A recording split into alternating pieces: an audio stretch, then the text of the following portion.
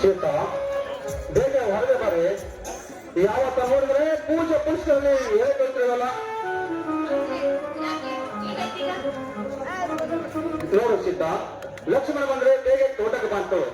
ನಾನು ಅವರ ಬಂದ ಮೇಲೆ ಪೇಟೆಗೆ ಹೋಗಿ ಸೂರ್ಯಪಾನ ಮಾಡಿಕೊಂಡು ಬರುತ್ತೇನೆ.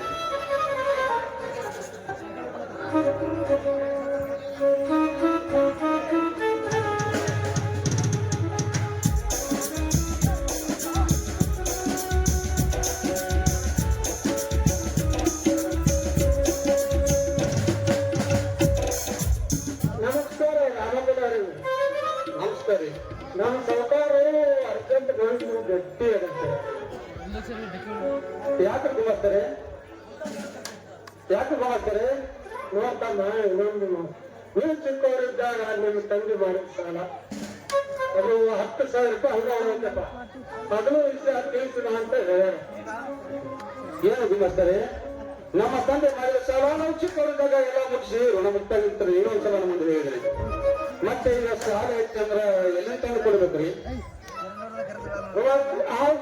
ನನಗೆ ಗೊತ್ತಿಲ್ಲ. ನೀನಾತು ನನ್ನ ಸೌಕಾರ ಆತು. ಇನ್ನು ಇದೆ ಅಂತ ಅವರಷ್ಟು ಕಡಿಮೆ ಹಾಕಿ ಹೇಳ್ತಾರೆ. ಮೊದಲು ಹೋಗಿ ಅದೇನು ಅಂತ ಶ್ರೀಮಂತರ ಭೇಟಿಯಾಗಿ ವಿಚಾರ ಮಾಡ್ತಾರೆ. ಆಗ್ಲಿ ಸಿದ್ಧ, ನಾವು ಹೋಗಿ ಭೇಟಿಯಾಗಿ ಬರ್ತೀನಿ. ಲಕ್ಷ್ಮಣ ಬಂದ್ರೆ ತೋಡಿಗೆ ಬಾ ಅಂತೇಳಿ. ಆಯ್ತು, ಹೇಳ್ತೀನಿ, ನೀವು ಬನ್ನಿ.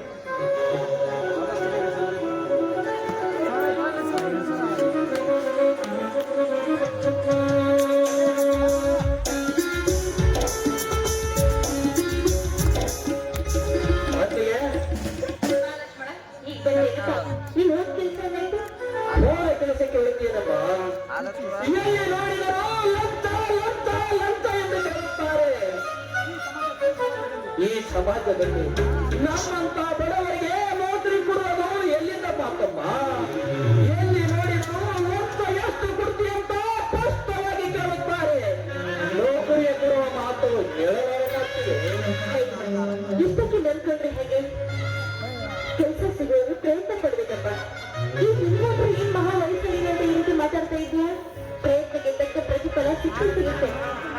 ಅಮ್ಮ, ನನ್ನ ಚಿಕ್ಕನಿಂದ ಇಲ್ಲಿವರೆಗೆ ಕಷ್ಟಪಟ್ಟು ಕೂಲಿ ನಾಲಿ ಮಾಡಿ ನನಗೆ ಓದಿಸಿ ವಿದ್ಯಾವಂತನಾಗಿ ಮಾಡಿದ ಯಾವ ಜನ್ಮದ ದರಿದ್ರವೋ ನಮಗೆ ನೌಕರಿಯು ಜವಾಬ್ದಾರಿಸಲಿಲ್ಲ.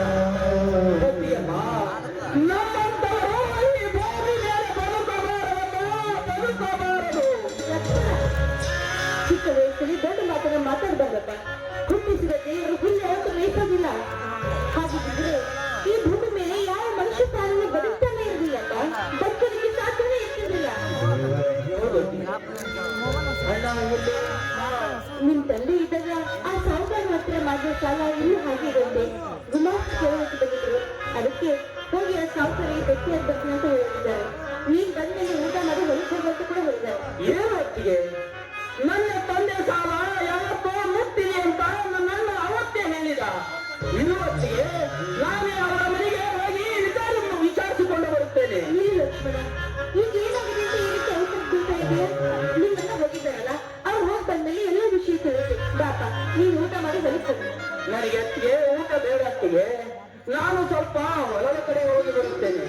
ನಾನಿನ್ನ ಬರ್ತೇನೆ ಅತ್ತಿಗೆ. ಈಗ ನನ್ನ ಮನಸ್ಸಿಗೆ ಸ್ವಲ್ಪ ಸಮಾಧಾನ ಆಗುತ್ತೆ. ಮೊದಲೇ ಮುಂಬತ್ತಿಯವನು ಎಲ್ಲಿ ಅನಾಹುತ ಮಾಡ್ತಾನ ಅಂತ ಆಗ್ತದೆ. ಹೌದು, ನನ್ನ ಗೆಳತಿ ಮನೆಗೆ ಹೋಗಿ ಬರ್ತಾನೆ ಅಂತ ಹೇಳಿದ ಶಿಲ್ಪ ಇಷ್ಟಕ್ಕಾದ್ರೂ ಯಾಕೆ ಬರಲಿಲ್ಲ? ಎಲ್ಲಿಗತ್ಲೋ ಇಲ್ಲ.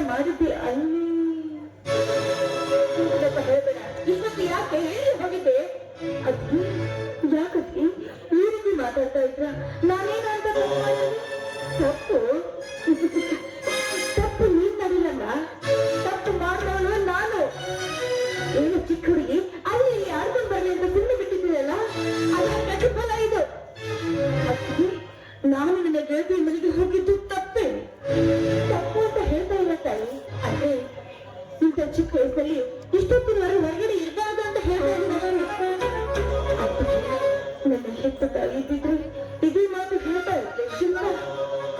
ಅವ್ರಿದ್ದಿದ್ರೆ ಆ ಮಾತು ಬೇರೆ ಇತ್ತಪ್ಪ. ಅವರ ಸೇವೆ ಮಾಡುವ ಅವಕಾಶ ಲಭಿಸ್ತಾ ಇತ್ತು. ಆದ್ರೆ ನಿನ್ನ ಹೆತ್ತ ತಾಯಿಯ ಸ್ಥಾನದಲ್ಲಿ ನಾನು ಹೇಳ್ತಾ ಇದ್ದೀನಿ, ನಿನ್ನ ಕೈ ಮುಗಿದು ಕೇಳ್ಕೊತಾ ಇದ್ದೀನಿ. ದಯವಿಟ್ಟು ಇನ್ನು ಮುಂದೆ ಇಷ್ಟೊತ್ತಿನ ಹೊರಗಡೆ ಇರ್ಬೇಡ. ಯಾಕಂದ್ರೆ ಮೊದಲು ಕೆಟ್ಟ ಜನ ಕೆಟ್ಟ ಕಾಲ ಅದಕ್ಕಾಗಿ ಹೇಳ್ತಾ ಇದ್ದೀನಲ್ಲ. ಅಷ್ಟೇ ಇನ್ನಿಂದ ಯಾವತ್ತೂ ಮನೆ ಬಿಟ್ಟು ಹೋಗೋದಿಲ್ಲ. ಅದೇ ಸರಿ, ಹೊಟ್ಟೆ ತುಂಬಾ ಹಾಕಿತಾ ಇದೆ. ನಮ್ಗೆ ಗೊತ್ತಿತ್ತಮ್ಮ ನೀನು ಹೊಟ್ಟೆ ಹಚ್ಕೊಂಡು ಬರ್ತೀವಿ ಅಂತ ಅಡ್ಗೆ ಮಾಡ್ತಿದ್ದೀನಿ. ನೀನು ಊಟ ಮಾಡು. ಲಕ್ಷ್ಮಣ ಮತ್ತೆ ಹೊರಗಡೆ ಹೋಗಿದ್ದಾರೆ, ಅವ್ರು ಬಂದ್ರೆ ನಾನು ಊಟ ಮಾಡ್ತೀನಿ. ಸರಿ.